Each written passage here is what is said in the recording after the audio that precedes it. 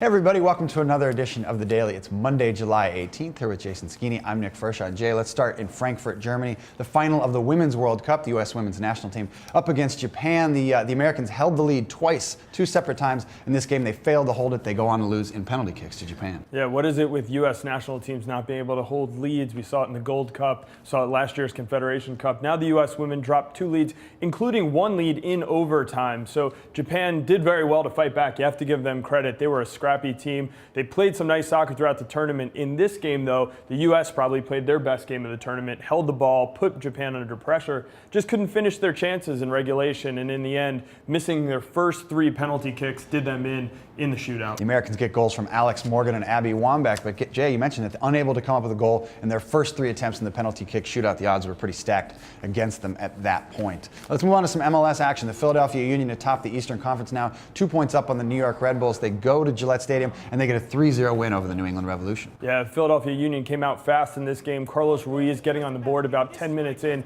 A nice goal by Ruiz, but Steve Nicol not happy with the way his team defended. The first two goals for Philadelphia looked eerily similar, and if you're New England, it was terrible defense. So if you're Peter Novak, you're happy with your side. They've been performing well lately. We know they're a good defensive team, but they've been scoring goals. 8 goals in their last 4 games.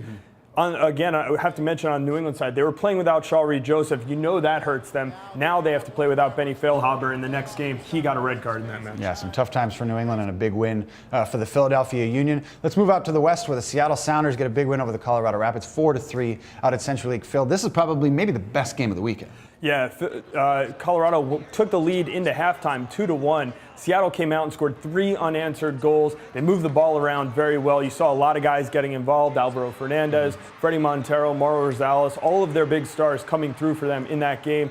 Freddie Montero continues his hot streak. He's been scoring a lot of goals as of late. And if you're the Rapids, some tough luck for Connor Casey, the star forward who's really torn it up over the last 7 weeks or so. He goes down with an apparent Achilles injury. Haven't heard the severity of that. Hopefully we'll find out this week some good news for Colorado Rapids fans. Let's head back east. Sporting Kansas City and the Houston Dynamo in a 1-1 draw, Jay. Some late goals, some red cards, a lot of drama in this one. And it was Aurelian Collin who was involved in all of it. Colin Clark getting sent off for a tackle on Colin. Then Brian Ching with a rare lack of composure. He clips at the heels of Colin late in the game. Houston at this point was nursing a 1-0 lead from a Brad Davis free kick, and going down 2 men, they end up giving up a late goal, and it was Colin again with the shot deflected past Tally Hall, who had a great game to that point. And you got to say for Sporting Kansas City, their imports this year, Omar Bravo and Aurelian Collin, late game heroics each of the last couple of weeks, and they're about to get some more new talent from abroad. It's Jefferson, the new designated player from Vasco da Gama, plays central midfielder. This is a role that they've been looking for this season. Yeah, Peter Vermes is expecting a lot out of this player. He's 27 years old, coming in his prime from Vasco da Gama in Brazil. He expects him to be able to make that final pass. He says he's good on free kicks. We'll see what he can do for Vermes' side, but Kansas City unbeaten in 11 games and things looking even better for them. One last game we want to mention from over the weekend. The Portland Timbers get their first road win in franchise history. They've had the Chicago Fire's number this season. They go to Chicago and they get a big win over the Fire.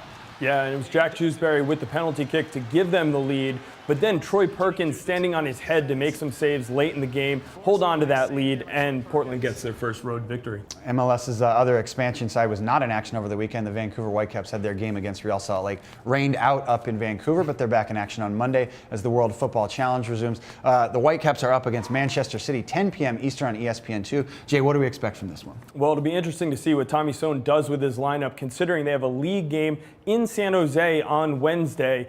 But we should see the debut of Mustafa Jarju, their second designated player who they signed last week. One last thing we want to mention, the big news here on Monday, the announcement of the MLS game day roster for the MLS All-Star game against Manchester United, July 27th. Head coach Hans-Backe going to announce the players he's picked, but we already know a couple of the guys that are going to be on this team. Yeah, we found out the commissioner's picks over the weekend.